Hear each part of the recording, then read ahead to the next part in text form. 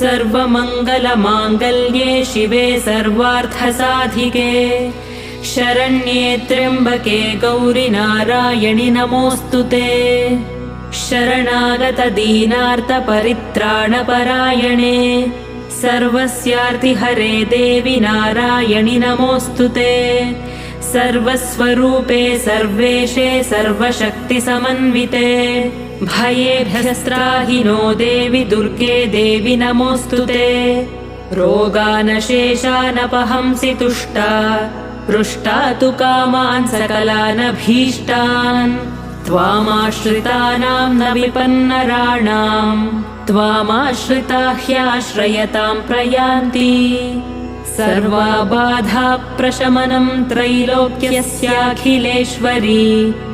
एवमेव त्वया कार्यमस्मद्वैरिविनाशनम्